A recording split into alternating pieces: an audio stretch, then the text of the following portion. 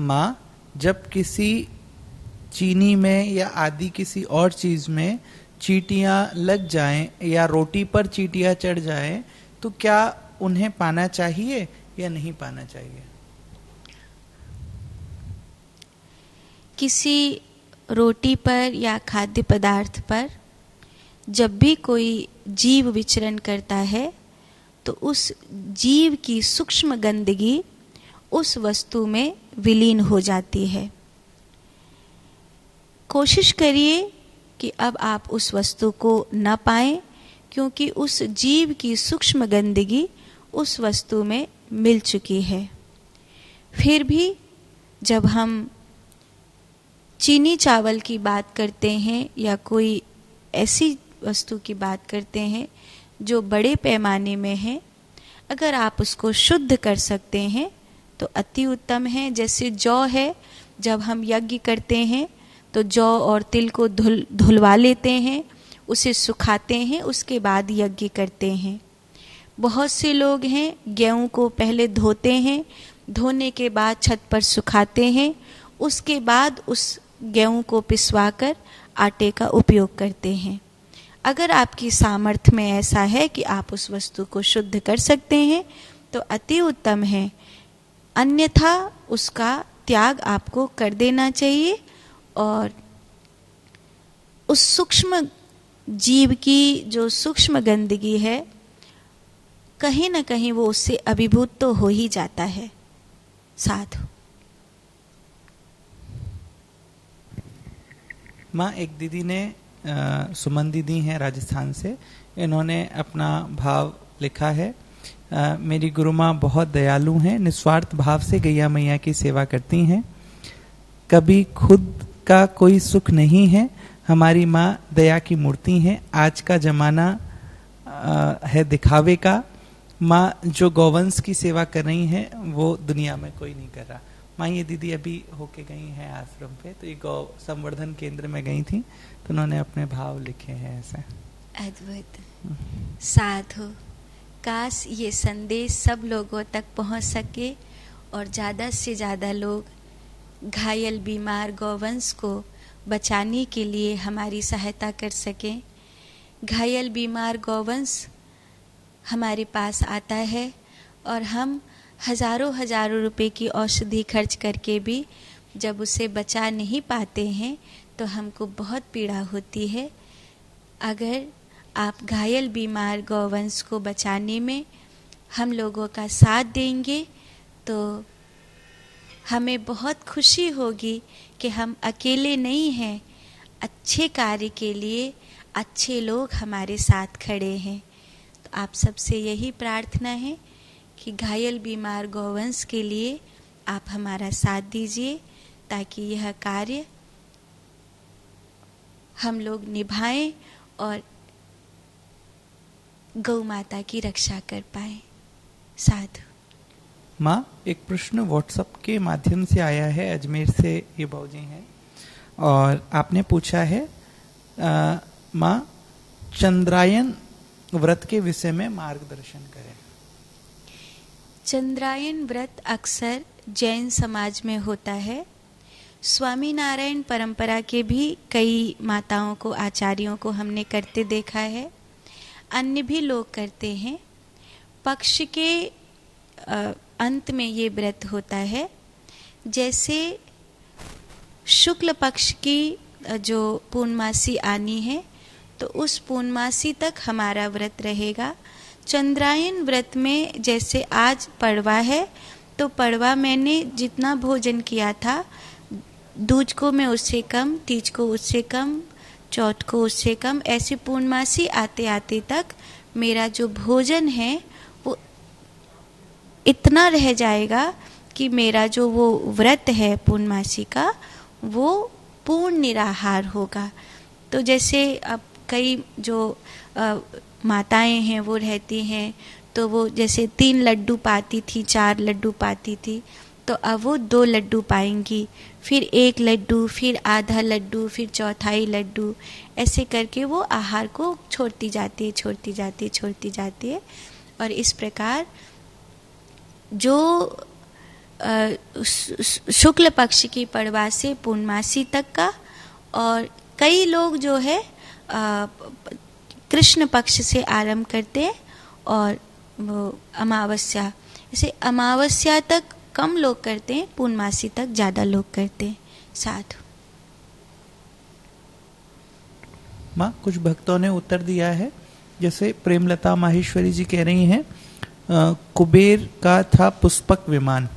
हाँ, और कंचन मैया कह रही हैं पुष्प विमान और संजीवनी बूटी, इन्होंने 2 उत्तर दिए हैं। विपिन अग्रवाल जी ने भी यही उत्तर दिए हैं माँ। और फिर प्रश्न पूछा है अनुराग दीक्षित जी ने, आप कह रहे हैं माँ क्या पूजा रूम में रहते हुए इधर उधर पूजा का या कोई भक्ति का किताब पढ़ना सही है या गलत? अगर आप पाठ कर रहे हैं तो अपने पूजा वाले कक्ष में करिए, अति उत्तम है। लेकिन अगर आप कोई ऐसे ही शास्त्र पढ़ रहे हैं तो आपको जहाँ पर कंफर्टेबल लगे वहाँ पर बैठ कर के आप उसका स्वाध्याय कर सकते हैं, उसको पढ़ सकते हैं। आप कई लोग ऐसे हैं जिनके पूजा कक्ष में उस तरह की व्यवस्था नहीं होती है कि वो एक लंबे समय तक पाठ कर सकें, स्वाध्याय कर सकें, तो फिर जहाँ पर अनुकूल हो वहाँ कर ले सकते हैं। अच्छा, कई लोग ऐसे हैं जिनका घर उस तरह से बना हुआ है जहाँ वो अपने पूजा के कक्ष में बैठ लेते हैं और स्वाध्याय कर सकते हैं, पाठ कर सकते हैं, वहाँ पे अनुकूल वातावरण रहता है, कंफर्टेबल होकर के बैठ सकते हैं। तो ये इस पर निर्भर करता है कि आपका जो पूजा का कक्ष है वहाँ पर आपका एक लंबे समय तक बैठना संभव है या नहीं है।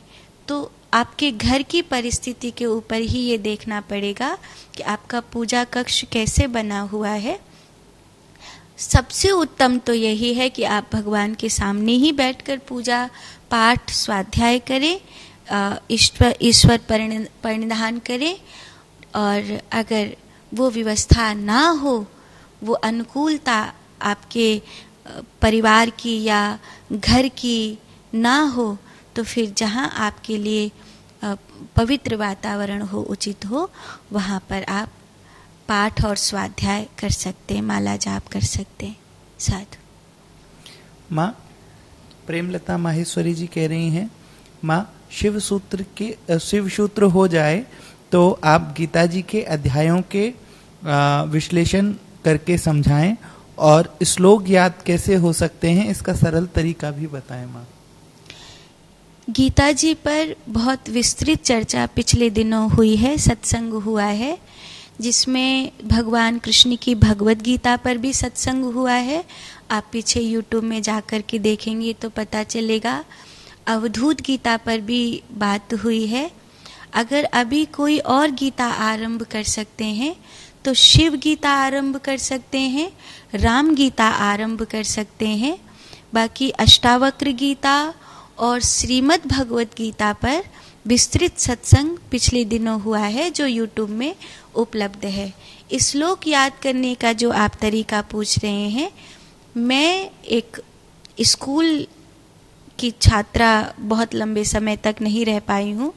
मैं 5वीं क्लास तक ही केवल स्कूल की पढ़ाई पूरी कर पाई हूँ। तथापि मेरे लिए संस्कृत के श्लोक याद करना बचपन में बहुत कठिन था। तब मेरे गुरुदेव ने मेरे लिए जो सूत्र बताया था वो ये था कि वो इस श्लोक को संधि विच्छेद करके देते थे। जैसे अनुष्ठुप छंद के श्लोक होते हैं तो उनमें 8-8 अक्षर के 4 पैराग्राफ होते हैं, 32 अक्षर का एक श्लोक होता है। और जो श्लोक एक है तो उसमें 12-12 अक्षर के 4 पैराग्राफ होते हैं। तो जब आप उसको याद करते हैं और इस श्लोक को याद करने के लिए याद कर रहे हैं, तो अगर एक ही क्रम के श्लोक हैं, जैसे गीता जी के श्लोक हैं और गीता जी के एक ही क्रम के 10-15 श्लोक को मैं याद कर रही हूँ, तो मुझे उनको प्रतिदिन एक ही लय में बोलना चाहिए। और मुझे कहीं से कोई एक श्लोक याद करना है, कहीं से कोई एक श्लोक याद करना है, तो उसका संधि विच्छेद करके एक कागज में लिखिए और उसको कागज में लिखने के बाद उस श्लोक को बार बार मन में दोहराइए। फिर उस कागज को रखिए और कभी भी कोई भी काम करते समय अपने मन में उस श्लोक को बार बार याद करिए। 10, 20, 50 बार अगर आप उस श्लोक को याद करेंगे तो वो आपके लिए कंठस्थ हो जाएगा। फिर जब कभी आप उसे दोहराएंगे तो वो आपकी मस्तिष्क में अपने आप उसका पहला अक्षर आते ही पूरा श्लोक आप बोल पाएंगे। साधु।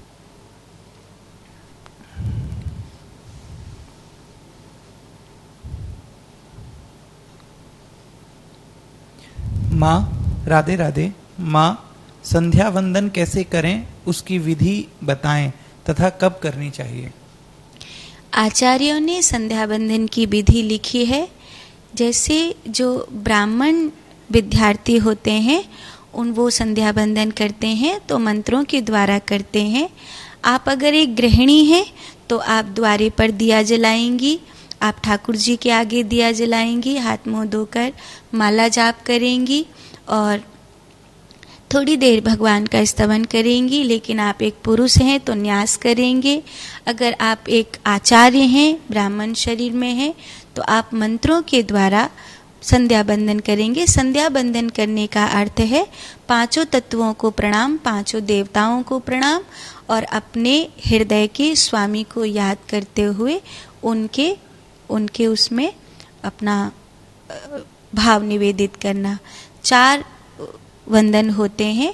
ब्रह्म मुहूर्त का वंदन और दोपहर में लगभग 11:55 दिन के मध्य का वंदन और सांझ को लगभग सूर्यास्त के लगभग का समय और रात्रि में जो मध्य रात्रि होती है लगभग 12 बजे के आसपास वो समय। ये 4 प्रहर हैं। 4 प्रहर के अलग अलग न्यास होते हैं, अलग अलग पूजा होती है, अलग अलग बंधन होते हैं और उनके मंत्रों का जो पाठ है वो आपको एक पुस्तक मिलेगी संध्या बंधन करके, उसमें चारों प्रहर की पूजा का वर्णन होता है। साधु। आज आपके कुछ प्रश्न रह गए होंगे, उन प्रश्नों को हम कल के सत्संग में श्रवण करेंगे। आज के जो प्रश्न हैं उसमें आपने धतराज सही उत्तर दिया था, संजीवनी बूटी सही उत्तर दिया था, कुबेर का वह विमान था यह सही उत्तर दिया था। 2 प्रश्न रह गए कि शरीर में बाल्यावस्था, युवावस्था, वृद्धावस्था आदि भोगने के बाद कौन है जो अतृप्त होकर दोबारा जन्म लेता है। तो वो सूक्ष्म विचार हैं जो जीवात्मा के साथ जन्म लेते हैं। और 5वां प्रश्न था वह क्या है जिसका कोई अस्तित्व नहीं होता, फिर भी जब तक वो अस्तित्व में रहता है तब तक वो सत्य ही माना जाता है। वो है झूठ। झूठ सत्य नहीं होता, पर जब तक वो सत्य बना रहता है तब तक वो अस्तित्व में रहता है। आप सब बड़े प्रेम से सत्संग सुन रहे हैं। आप सबका कल्याण हो, खुश रहिए, प्रसन्न रहिए। राधे राधे।